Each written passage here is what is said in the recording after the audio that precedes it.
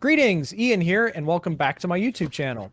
So today, once again, my esteemed colleague from immersiveaudioalbum.com, Jonathan, joins us, and we are going to talk about a band's catalog in surround sound. And today, we're going to be talking about this new release from Roxy Music, Flesh and Blood, as well as the two prior Roxy Music multi-channel releases, Avalon and the self-titled debut.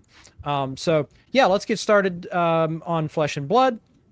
This is the penultimate Roxy Music record, and in many ways a dry run for Avalon, which I don't know, might be the band's masterpiece.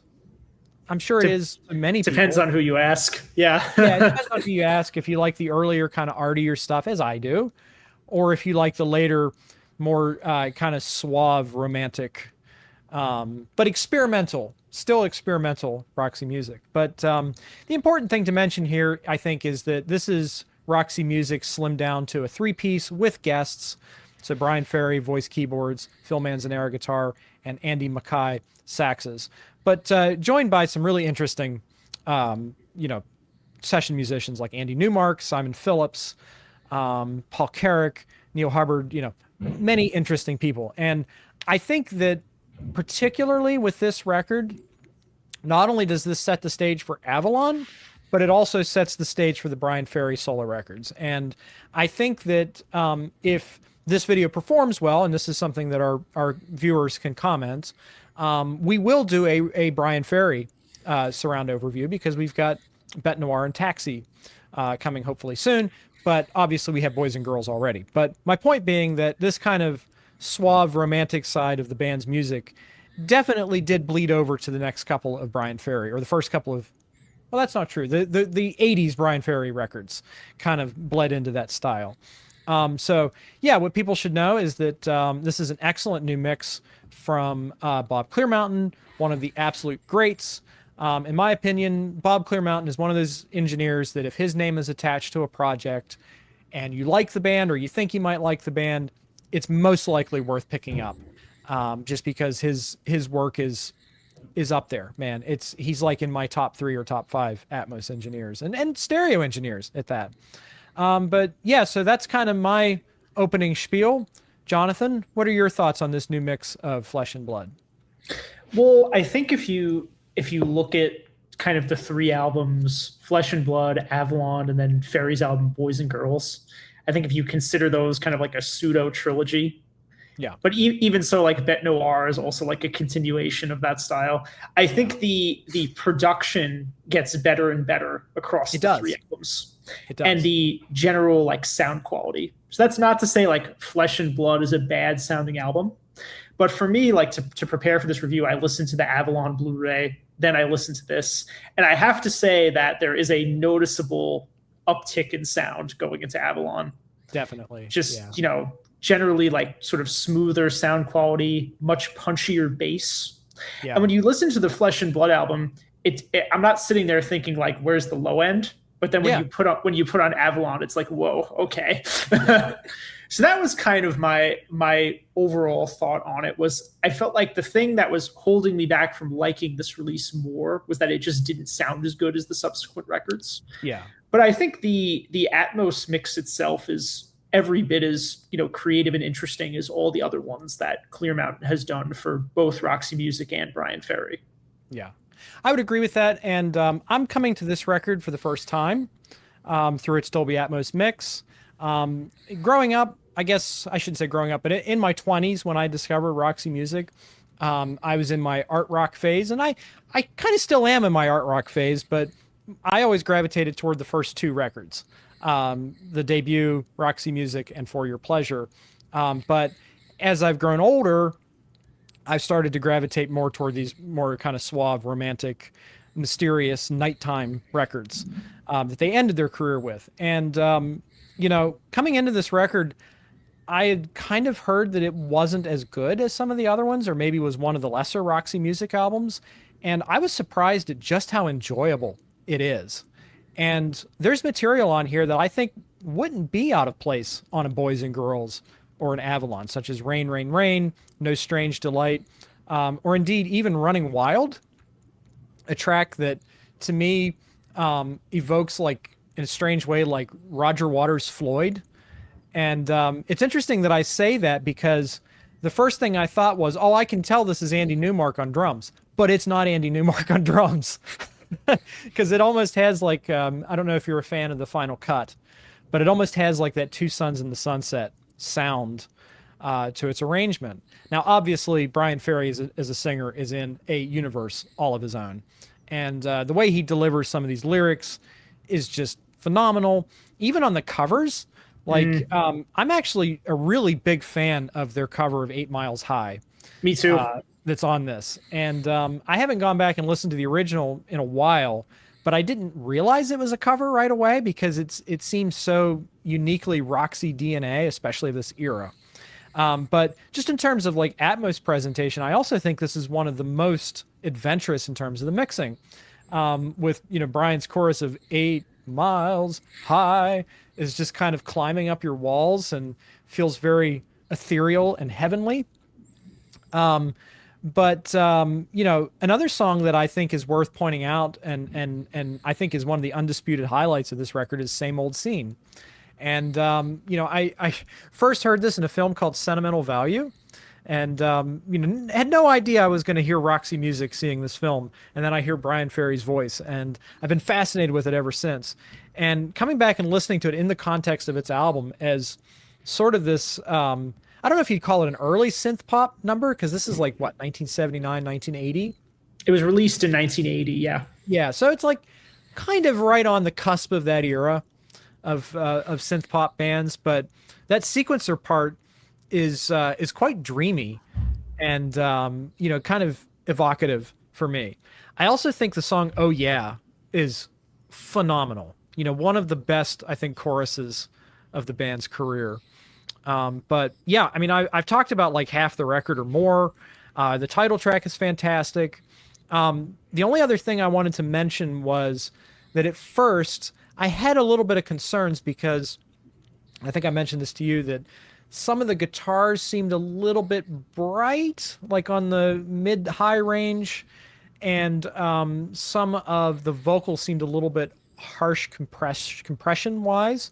But I actually went back and listened to the original mix, and those signatures are part of the original mix as well. So I feel like I feel like Bob Clearmountain did a wonderful job translating the character of that original mix to Dolby Atmos. Yeah, to me, there are a couple parts on the album where it sounds like things were recorded like in the red, if you will. Yeah, exactly. Yeah. Like maybe it wasn't the best recording, but it was like the take that had the magic, so they used it. Yeah. Like when the sax first comes in I think it was in Same Old Scene. I forget which song, but it's like kind of harsh. You could hear it breaking up a little bit. Sometimes that happens like with the cymbals too on a couple of songs. I think it's just the nature of the recording. Yeah. I don't think it's necessarily anything that Clearmountain did in this new Atmos mix. I did find though that the bass is kind of inconsistent from song to song. Yeah. And I didn't think that was as apparent in the original stereo version. Like particularly I would say like the song My Only Love sounds really good. And then you get to that song Over You, and all of a sudden it's like, huh. Well, you know who plays bass on Over You? Who? That's Ferry. Oh. Well, in general, I thought that song in particular seemed to have less bottom than the two that surround it, particularly when it fades into 8 Miles High. It's like the bass is back. Yep. So whether that has to do with the performance of it or how it was recorded, I don't know. But that did stick out to me when I was listening to it. Yeah. I think I did notice that too, but I have a friend, Jocko, who's kind of a Roxy music expert. And he's like, yeah, Brian plays bass on that song and he's uncredited. So that's why it sounds like it's a little bit rudimentary compared to, you know, like Rain, Rain, Rain or No Strange Delight, which have absolutely sumptuous bass lines that sound out of this world amazing. Another kind of highlight moment I wanted to mention is in the song Running Wild, when you have the sax and guitar kind of playing off of each other. I think Manzanera starts the solo and then Mackay kind of joins in. And it's almost like I don't know. It almost feels like the guitar is ground level and maybe the sax is a little bit raised, but it's just so gorgeous, especially, in the Atmos presentation. There's some cool stuff. Like one of the things that's very characteristic of Clear Mountain is he does interesting stuff with like delays. Yes. So like yes, there's a yes. couple parts in the album, I think Running Wild is an example, where there's like the sax is in the front and its delay is like firing diagonally into one of the side speakers. Yep. And then the guitar is doing the same thing in the other side. So you get this sort of cross effect where you can hear it kind of traveling next to you. Yeah. In general, that's kind of something that's endemic of his style, particularly like that was the 80s. They used a lot of, the albums were very like wet sounding. They used a lot of delays, a lot of reverb. You think about some of the other stuff that Clear Mountain has done, like the Bryan Adams records or David Bowie's Let's Dance, which I just revisited because his Atmos mix of it came out on streaming. Yeah. But I know one thing people are sometimes critical about with his mixes is that he puts a lot of stuff in the center channel. Yeah. Like typically when you listen to, say, like one of Steven Wilson's mixes, usually the only thing in the center speaker is the vocals and maybe some like, guitar or keyboard. Like it's generally these like kind of dry, isolated sounds. Whereas with Clear Mountain's mixes, pretty much anything that's placed centrally in the front is mostly isolated in the center channel. Yeah. So like all the kick and snare, the bass. And I know some people have said, like I've read comments in the forums, that they felt like it was sort of too centered, a lot of the front stage in this album. But to me, listening to it on my system, the front three speakers present like a pretty seamless image. Yeah. I mean, there are some songs like at the beginning of the track Flesh and Blood, there's a big like drum roll that you're traveling across the front sound stage. Yeah. Now, to that point, I do like when other mixers like to put like some of the toms more out into the room or in the back. I was going to mention that. Yeah. I would like to have heard a little bit of that with this album, especially. Particularly when you listen to Steven Wilson's mix of the debut album, where he's got like the drums all around you and like the fills crashing around. And you go back to one of these and it's like, oh, they seem kind of stuck to the front. Yeah. Yeah, I agree. I mean, there is like a sense that this is kind of like an expanded 5.1 mix. But when the fidelity itself is as excellent as Bob Clear Mountain's work is, I kind of excuse when the Atmos mix is maybe not as adventurous as some other mixers can be. Well, his approach is kind of, and he's talked about this in interviews, I would love to interview him, but Sure. He's talked about this in interviews where his approach is kind of to just sort of separate the instruments, not really do a lot of movement unless something moved in the original version. Yeah. And he doesn't use the heights a lot for like distinct things. Like they're more to kind of just create atmosphere, like the reverbs and delays. But there are a bunch of moments on this album where there are distinct things that come out of the height speakers. You mentioned that. You mentioned the end of 8 Miles High is probably the best example of that. Yeah. I thought that was cool. I was not expecting that he would go there, but I really like that moment. In the song My Only Love, like the main guitar part is kind of floating halfway up the front, like you hear it in both the front and the front heights. Yeah. So I would say more so than Avalon, the heights are used for like these little bits of isolated things that kind of pop up and surprise you. But if you have a system with side speakers, like sides and rears, generally like those are used quite distinctively. Yeah. Like on this album, a lot of the guitars are in the sides, a lot of the synths are in the back, or sometimes it flips on some songs. So his mixes to me are kind of like, it's like 7.1 with like the occasional height thing. Yeah. But I think it works. Like, do I prefer when there's like more stuff coming out of the height speakers? Sure. But I mean, I'm not, that's just a taste thing. Like I'm not going to argue with his approach. Yeah, and I also think that there's something about this music in particular, and moving forward to Avalon and Boys and Girls, where there's a lot of space in it already. And there's something to me about particularly sparse music. Like we talk about, wanting to hear really complicated albums like Lizard in Atmos, but or like topographic or topographic oceans or Power and the Glory or a Passion Play. We talk about wanting these really layered, dense albums in Atmos because they're too big for stereo. Under Wraps being another example. But there is something to be said for really sparse music with a lot of space in it and atmosphere. And I was just listening to Richard Barbieri's new solo album, and that's just nothing but atmosphere. and it works perfectly for Atmos. And I think that there's something to be said for this music as well, having a lot of space to kind of process everything and where it is and where it is kind of in relation to you in the center of the room. Now, one other thing I wanted to mention that I don't think you brought up is that the drum sound on this album and then moving forward to Avalon is really something special, especially the toms. They just have a lot of weight. You know, you talked about the reverb effects and the delays. Like that's a big part of the signature of these albums sound. Now, I thought it would be a good opportunity to mention that this is an SDE release, and SDE have a rather unique strategy for release where basically they want their releases to sell out at pre-order. So you usually have to jump on them or you miss out, unless there's a repress, and sometimes there is. But I did check, and there are some copies still available of Flesh and Blood at the SDE store. So if you're listening to this and this sounds like an awesome experience, because it is, go ahead and check it out. We do recommend it. Now, there is something in particular that sets this release aside from Avalon, and that's that it includes an instrumental mix. Did you spend any time with the instrumental mixes? Well, there's an instrumental Atmos mix, and like right. how often do you see that? I mean, one of the only other examples I can think of is the Atmos version of XTC's Skylarking had Tears for Fears. Yes, Songs from the Big Chair. Yeah. So, and yeah, I think it's interesting enough as it is to have an instrumental mix in stereo, because you get, a greater appreciation for the production and kind of how they sort of painstakingly layered all these parts. I think what sets these last two Roxy Music albums apart from some of the earlier ones is, I think on the early albums, it was kind of like the band would just play together in a room and they would probably overdub things on top of that, but it was very much kind of like a band performance.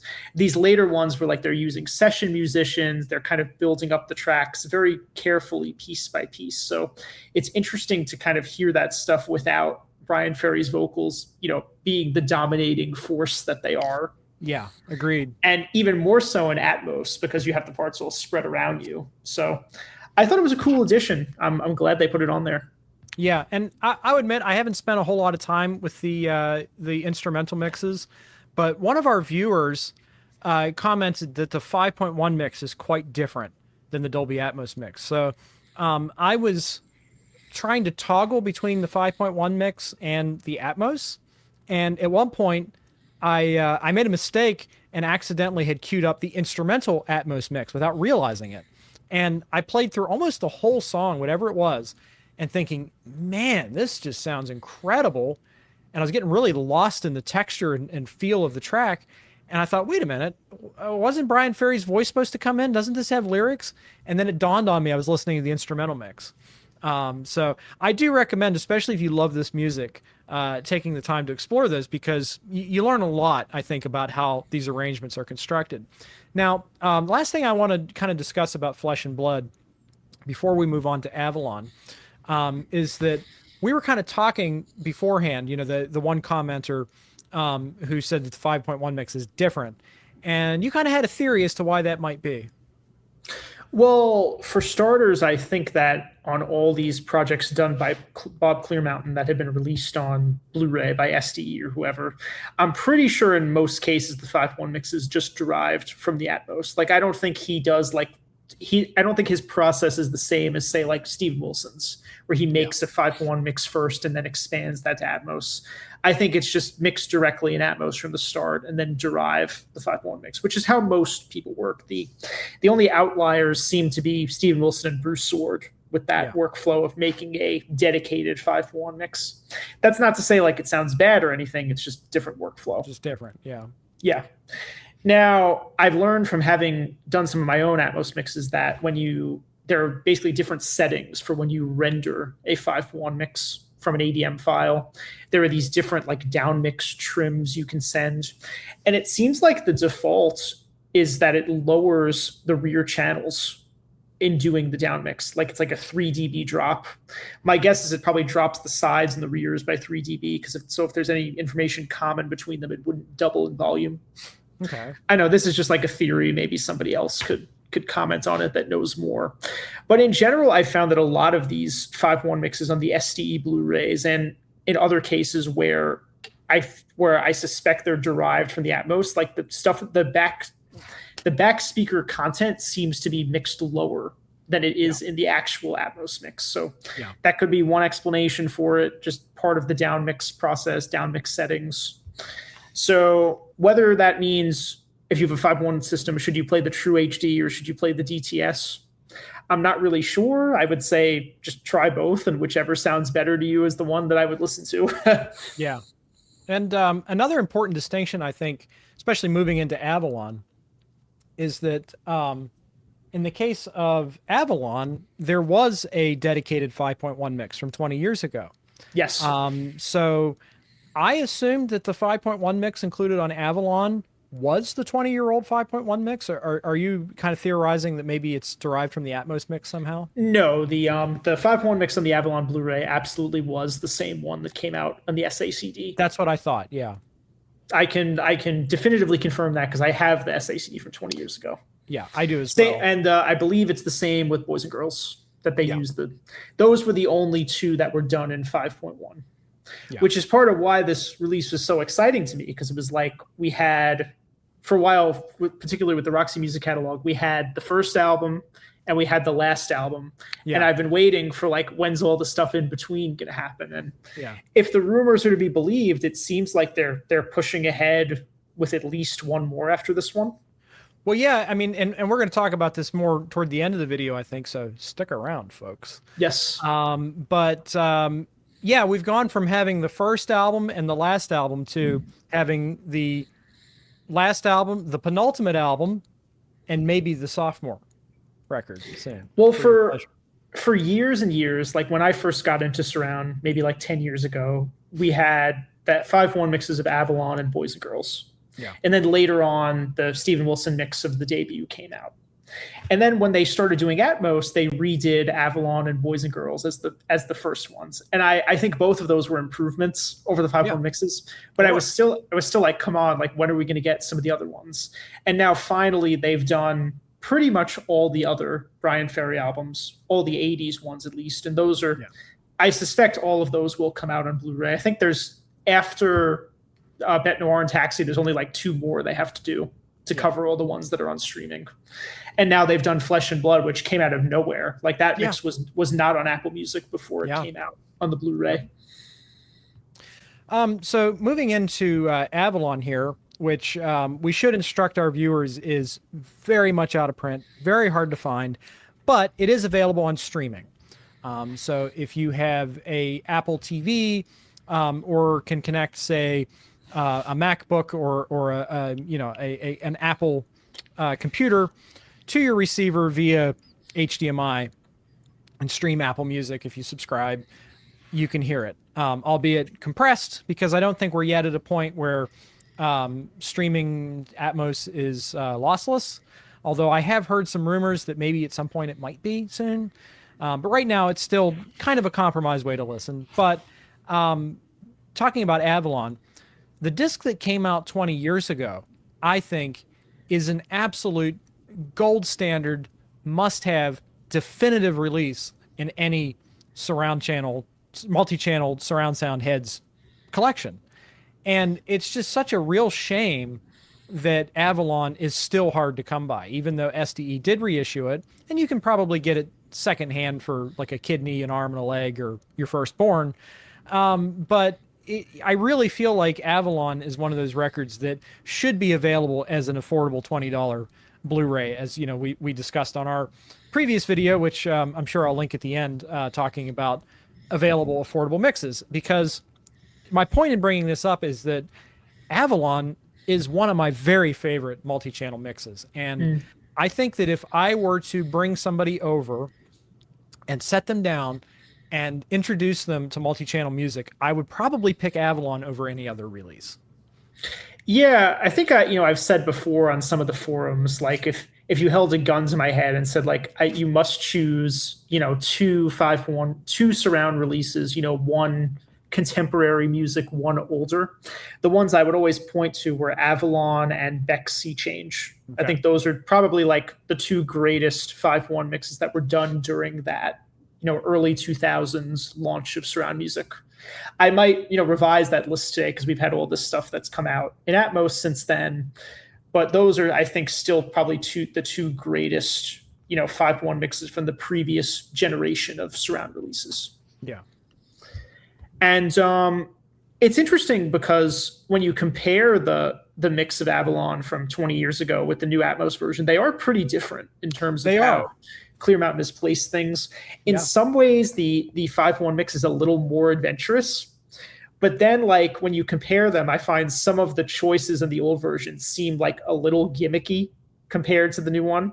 Yeah. Like in the first song, More Than This, like the tom hits come out of the back in the old 5.1 mix. Like it alternates, like every other verse, it comes out of the right rear, then the left rear. And like, I thought that was cool when I first heard it. Yeah. And in the new one, they're kind of blended with the rest of the drums, like in the stereo mix. And I feel like when I went back to it recently to compare the two mixes when we were prepping for this video, it was kind of like, that's sort of gimmicky. Like, I don't really like that. So I don't know. Then there's a lot of instances of that on both the Avalon and Boys and Girls album, the older 5.1 mixes, where there's things that feel like a little bit disjointed, like they don't quite gel as well as you would expect them to. I'm not saying the mixes are bad, like they still sound really good, but when you compare them to the Atmos mixes, it all seems like a little bit more refined. Yeah. Well, I mean, that's, again, we talk about whenever Steven Wilson revisits an Atmos or a 5.1 mix in Atmos, and we say, well, why is it worth buying again? Well, it's because technology improves over the course of 10 years or more. I mean, some of those Steven Wilson mixes, we are approaching 20 years since he originally created them. Like say in the Court of the Crimson King. But also we as engineers improve exponentially over the course of a decade or more. Or sometimes like your tastes just change. Like I'll give you another example. More refined. I was just re-listening to the I guess the mix was done in 2011, but I have the 2016, like the book edition of Aqualung. Sure. And in the title track, like at the end, the guitar solo comes only out of the back speakers. Yeah. And when it first came out, like I probably thought that was cool, but I listened to it today and I was like, I don't know, that's kind of weird. Like, I'm not sure I like that. So it'll be interesting if on the new version, I wonder if he didn't put that in the rear. Like, I wonder if it's in the front or like in the Atmos, if it comes out of the ceiling or something. Yeah. But I find a lot of the time when you go back to these mixes that were done like, 15, 20 years ago, like sometimes because of, all the stuff that's come out since then, you're kind of like, like maybe this doesn't hold up as well as I thought it did. And then there are other cases where you listen to an old mix and you're like, this is still like the best thing I've ever heard. That was for me with Dire Straits, Brothers in Arms, like when the new Atmos mix came out. Like I thought the Atmos was good, but then I put on that 5.1 mix that Chuck Ainlay did, and I was just like, wow, this is still great. So and I just bought that Dire Straits record, so hopefully I'll be able to add to the conversation on that one very soon. But two, I think, significant differences between the Avalon Atmos and 5.1 that you haven't mentioned. Number one, the title, or no, sorry, the track India, which is a short little interlude, about 2 minutes long. And they didn't have access to the master tapes, the multi-track tapes in 2002 or whenever that old mix was put together. So they used an up mix, probably Pentio or some sort of version. Well, not quite, actually. It's a bit of a different situation with that. So apparently per Bob Clearmountain, the first mix of Avalon, the 5.1 that was done 20 years ago, the master it was mixed from, the multi-tracks were not like the original multi-tracks. It was a digital copy that was made sometime in the 90s. Okay. Because it was said at the time that the original version had deteriorated or something like that, the original analog master. Yeah. So it was mixed from this digital copy of the multi-tracks that was probably done to like ADAT or something. Well, and not to interject real quick, but you may remember if you read the liner notes for the A box set from Jethro Tull, that there's something about the tape that was used in the early 80s that was especially susceptible to sticky shed syndrome. Yeah. So it was said that the original analog tapes were unusable when they did the 5.1 mix. And for whatever reason, for that song India, which is kind of like a little interlude, like an instrumental link between two songs, they didn't have the multi-tracks. So rather than like run it through an up mixer, what they did was they literally just took the stereo mix, the two channels, and just slowly swirled it around the room. Yeah, okay. And it's for that song. It works for that particular song because it's sort of this ethereal synthy thing. Like you couldn't do that with any other like up mix track. Like that would not have worked with like Broken on Songs for the Big Chair. It would have sounded stupid. No. But it's very interesting. Like when I did my written review of Avalon, I posted a video in the article of like what it looks like on one of those like 70s quad scopes, and you can literally just see the two channels like going like this. So it's not really an up mix. It's just kind of a creative panning of the stereo mix. Yeah. But anyway, when they did the new Atmos mix, they found the analog masters. Like the original tapes were used to do the Atmos mix. So technically it was done from like a higher fidelity, higher generation source, if you will. And they had the multi-tracks for all the songs this time. So India is a real surround mix on the Atmos version. It does sound better. It sounds terrific. And the other kind of concern that I have with the Atmos mix compared to the original SACD is that we have that extra track, that B-side. Yes.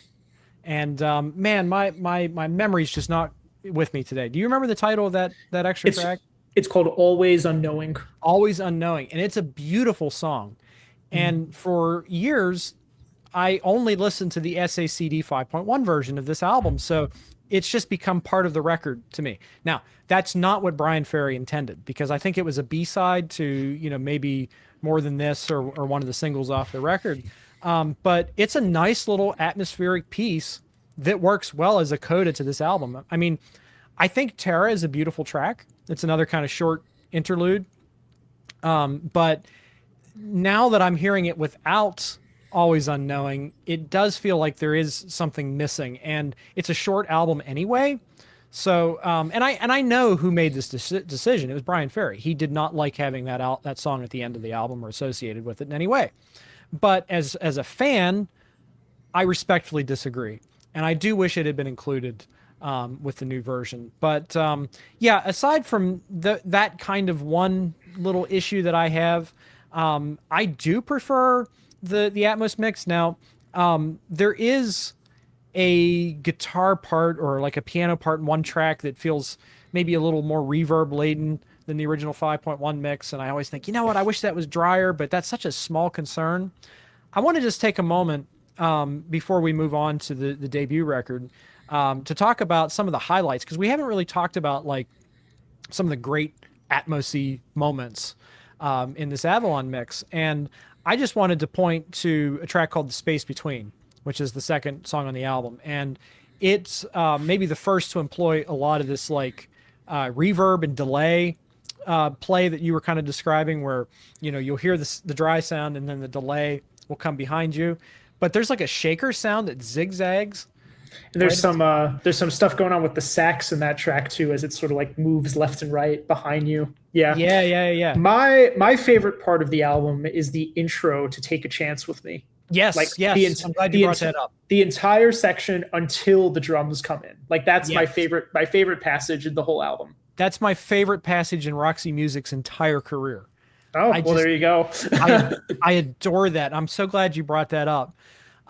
Because it just, number one, it feels like the middle of the night. It feels like 4 o'clock in the morning, racing down the highway or something, on a hot summer night to me. And there's just something really mysterious about that opening. And then you add in the Atmos component where you hear these different synths and guitars kind of interacting with one another and in conversation with one another. Yeah. There's the Atmos and 5.1 are similar in that regard. Like basically there's just like a different thing in each corner.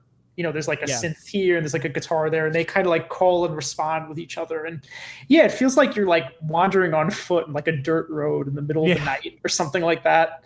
Another album I get that feeling from is Clutching at Straws by Marillion. Yes. It has the same vibe. Like you're lost on like a foggy night and there's a lot of like uncertainty. Yeah. I always say that's like the Clutching at Straws is the ultimate 4 a.m. wrestling with your thoughts album. Like there's a song in that record that's literally like just Fish wrestling with his thoughts at 4 a.m. I think there's like 4 songs on that album. That's maybe the whole record. With his thoughts. Yeah, maybe his whole record. Back to that song, Take a Chance with Me. It's my favorite song on the record. And I think Manzanera is the real MVP here. We haven't talked much about, again, the drum sound at the beginning with those higher toms and stuff. Like, that's just gorgeous. And again, like, if you want to show somebody what multi-channel music is all about, just put that song on and crank up the volume and be like, okay, this is it. But yeah, I moving into the song proper, like, again, it's that kind of like twangy, not quite countrified guitar part that Manzanera is kind of interjecting throughout. Yes. And the way that it's recorded, to me, it sounds like the amp is sitting in the room with us. And I just, I lack words to describe how magical this song and this mix in particular are.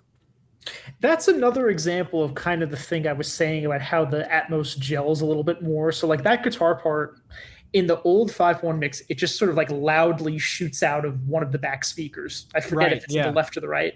Like it's kind of like you're just sitting there and it's like, whoa, there's this guitar. And like it sounds cool. And in the Atmos mix, I think it's in one of the side speakers instead. And it's just sort of like a little bit blended better with the rest of the band. Like you still hear it kind of jumping out at you from not the front, but it kind of fits in better with everything else. Yeah. So yeah. Agreed. Yeah. So is there anything else we want to talk about on this record? There's so many great tracks. While My Heart Is Still Beating is a great track. True to Life is a great track. The Main Thing. The title track. The title track is great. More Than This. I mean, I hate talking so passionately about this record because, again, of its inavailability. But I guess to folks at home, I would just go to SDE, find the listing for this if there is one, and click the button that says notify me if this gets released again or repressed, because I'm sure that there's somebody keeping track of, oh, this album has a particular number of people who are interested in a repress. We have the means to do it. Let's do it. So, maybe you guys at home could make this happen. Well, I would just be grateful.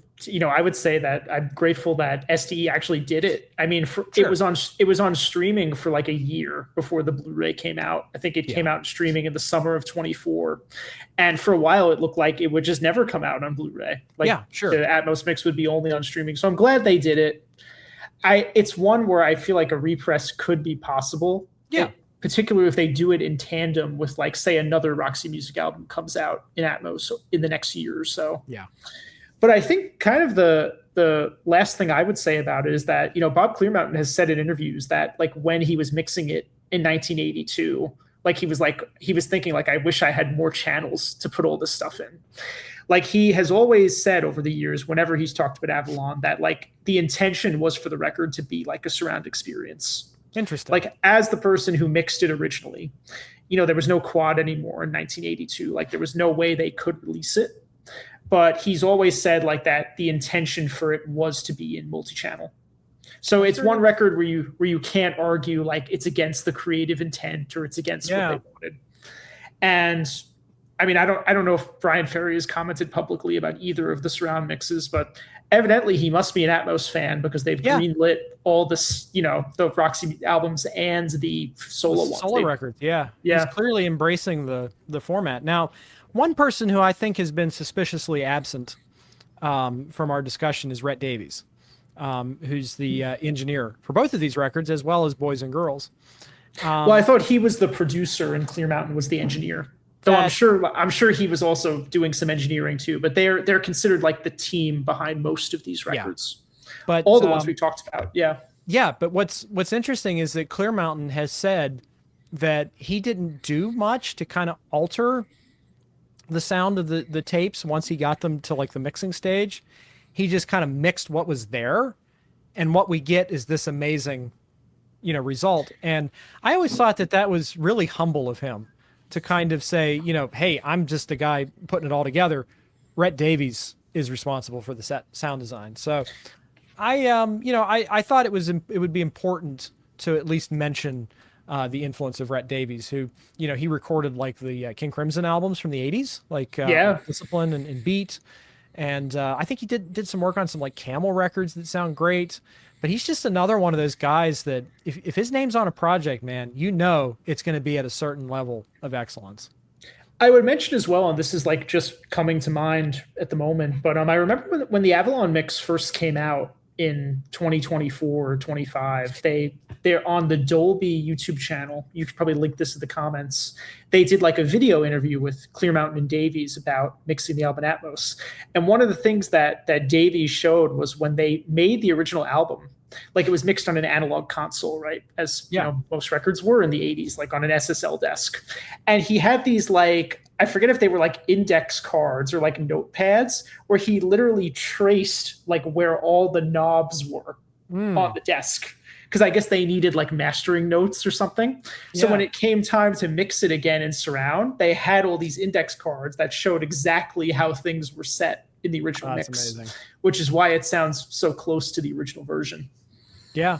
Well, I think that this one and Flesh and Blood are absolutely impeccable translations of the original stereo mix. Now, I know the original stereo mix of Avalon a lot better, but I don't think as a fan of Roxy music in these albums, you could really ask for that much more. I mean, I know that you and I have talked about like, oh, okay, maybe the drums could be spread out more toward the back or the center or whatever. But I think that Bob did a really nice job across the board on these releases, and indeed the Brian Ferry album that I've heard. And again, I just want to encourage those of you who are watching that if you're interested in us talking about those Brian Ferry records, which, I feel like we could have included them in this video because we kind of are talking about them in a way, but let us know in the comments below if you would be interested in hearing about, we did a review of Boys and Girls, but Taxi and Bête Noire are coming soon. And to sort of, I guess, to kind of segue into the final portion of the video, like, I think it would be interesting because all the ones they've done so far, whether it's Flesh and Blood and Avalon or Boys and Girls and subsequent Ferry albums, they all have kind of the same kind of production, the same kind of instruments. Like the approach is pretty similar. So when you listen to like a lot of them in the same session, like it all kind of blurs together for me. It does. Yeah. So I think it would be interesting to see what Bob would do with one of the older ones. Yeah. Because the 5-1 mix that Steven Wilson did of the debut album is so different. It's different from it's not just that the music is wildly different, like the whole way it's approached is completely different than any of these other albums. So if Bob were to do like, For Your Pleasure or Stranded or one of those other records, I wonder like if he would change his approach, because I think you and I agree that those albums kind of call for more gimmicky things to happen in surrounds. There's things you could do on For Your Pleasure, like with Eno's synth parts, you can have them flying around and things like that. So assuming that they eventually get to those, it would be interesting to see what they ended up sounding like and how it would be different from, the 80s onward stuff. Agreed. Now let's talk about the debut album a little bit. Now, this is another mix that I think has reached legendary status, simply because it was created like really early on, right? Like per interviews with Steven Wilson, it was done in 2012. Yeah, so it was done in 2012. It was done in 2012, and it was released at the beginning of 2018. Yeah, so it took like 5 years to come out, and it was part of a very expensive and kind of questionable in value box set, based on the price tag versus what you get. And of course that box set is way out of print.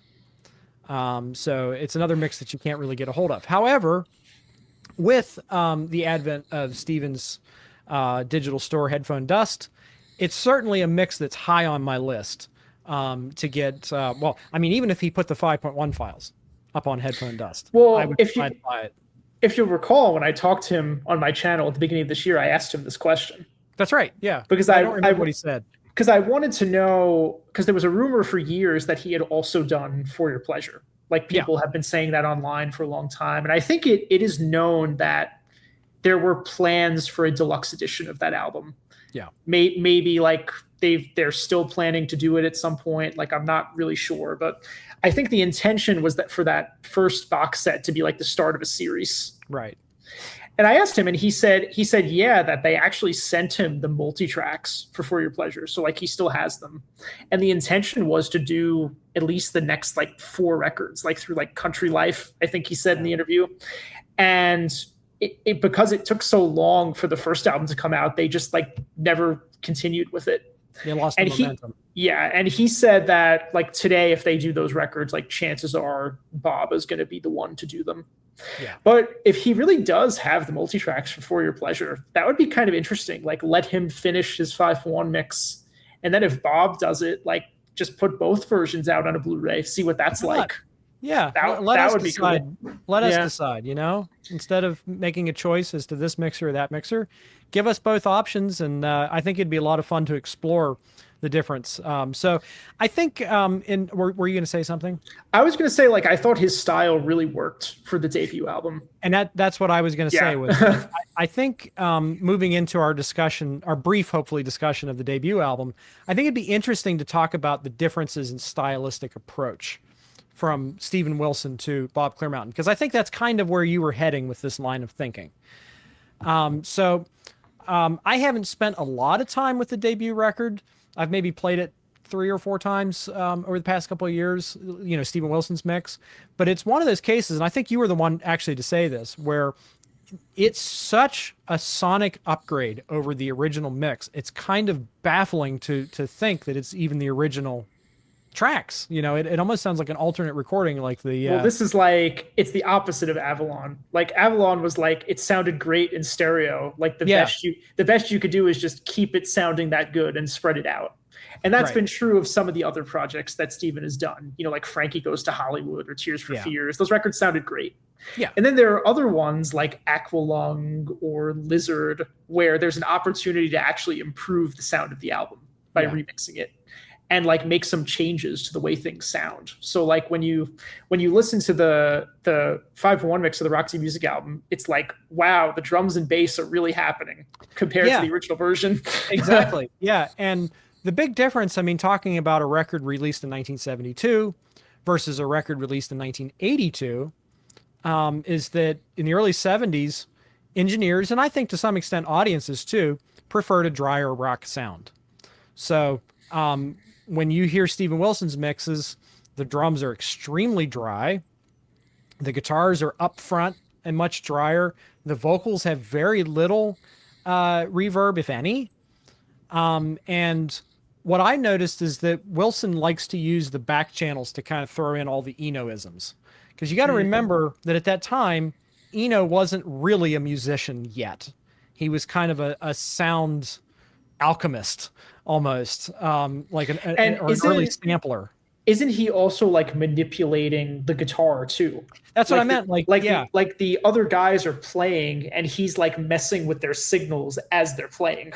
Yeah. Right, yeah. They were being sent through his little setup, and it's like, I use the word sampling, but that's maybe not the precise term, but he was able to use that sound and treat it electronically to get these, you know, really alien sounds out of it. So you end up with this record that it's kind of taking like 1950s rock and roll and casting it in kind of like this postmodern, almost sarcastic light. I mean, it's almost like Rocky Horror Picture Show mode.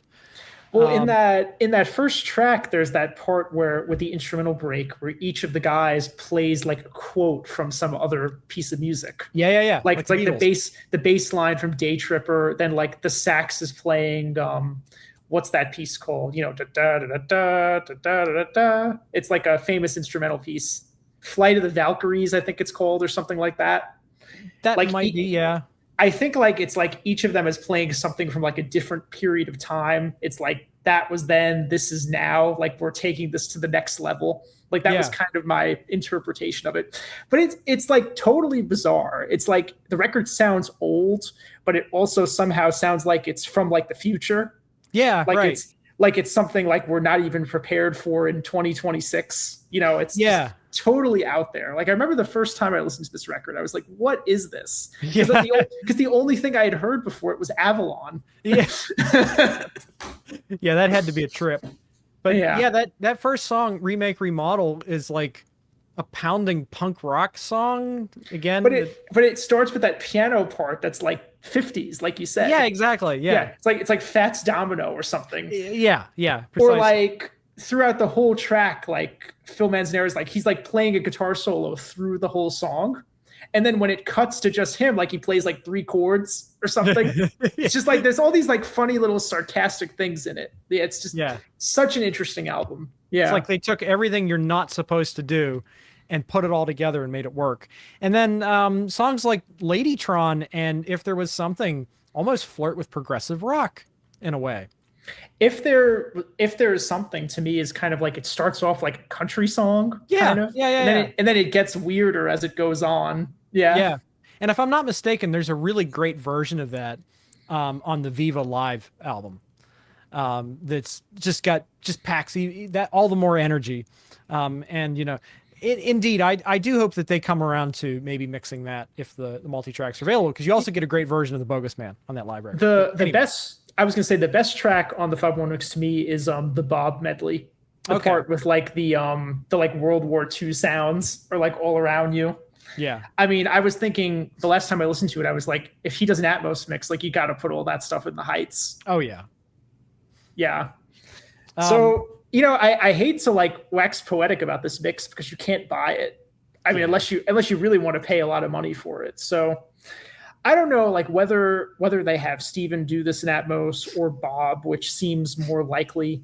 I would hope an eventual reissue of it would include this 5-1 mix from 2012 or whatever 2018. Yeah.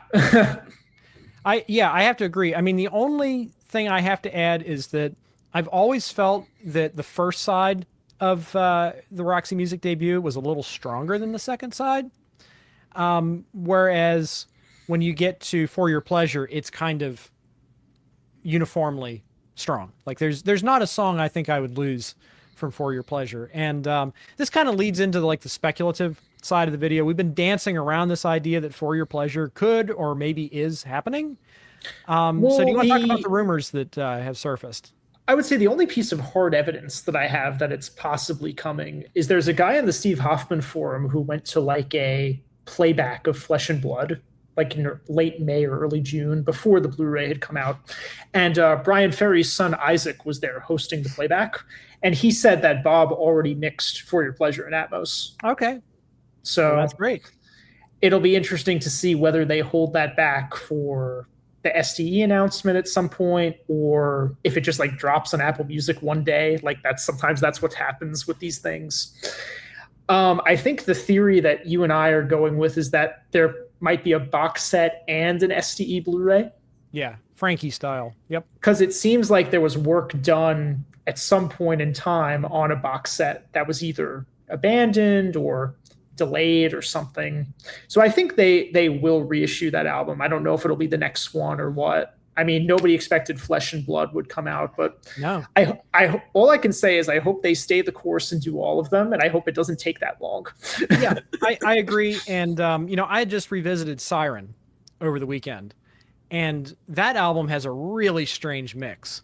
In fact, I mean, I haven't heard Manifesto, but it seems like the first 5 or so records all have a really strange kind of congested, maybe a little mid-rangey sound to them in their original mixes.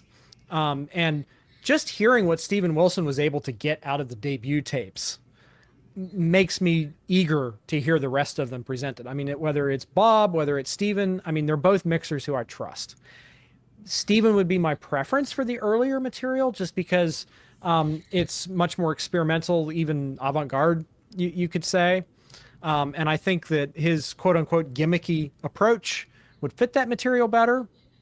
But as we've discussed, Bob is a dependable engineer, and he knows what he's doing. So I would welcome either one of them. Yeah, I would only add to that on the Brian Ferry retrospective collection, which they also did an SDE Blu-ray of, and it's on streaming as well. Bob got to mix some of like the earlier Ferry solo tracks from the 70s. Oh. So like he did like Let's Stick Together, Sign of the Times. Those are kind of tracks that are more in line with like the 70s Roxy music. And yeah, I thought his versions of those sounded great. I mean, even in the song Sign of the Times, he did some like panning with the guitar, like it pops up at each of the top corners. So I don't doubt that if he has indeed mixed For Your Pleasure, or if he's going to do any of the early records, I'm sure he would do a fine job. Yeah, I agree. I think he's very trustworthy. But so as we wrap up this video, I'd just like to encourage our viewers to please subscribe to both of our channels. So if you go to the subscribe bar at the bottom here, you'll see that Jonathan and I are collaborating. So make sure you're subscribed to my channel. Make sure you're subscribed to his, immersiveaudioalbum.com. I'm thinking that our next venture is probably going to be In a Glass House, because that's coming out like in 2 weeks or so. So I don't think there's really anything else coming out in the meantime, unless I'm forgetting something. Yeah, to that end, make sure you do leave us a comment below with your impressions. What is your favorite Roxy music? Well, what's your favorite Roxy music album? But then what's your favorite mix between these three? Also, you could tell us which albums you would like to see get remixed for 5.1 surround sound and Atmos. Would you buy a For Your Pleasure Atmos mix in a heartbeat like I would? Let's get a dialogue going. I would love to talk about this extremely unique band. I mean, I don't think there's another band out there other than maybe Jethro Tull where you can pluck 3 albums at, kind of random, and they're very different. So, that there's some interesting discussions that could be had around this group. But yeah, in the meantime, Jonathan, I want to thank you once again for joining me on this video and having a very interesting discussion. I hope our viewers enjoy it as well. And in the meantime, take care, everybody, and you'll be hearing from us really, really soon, I hope. So long. See you.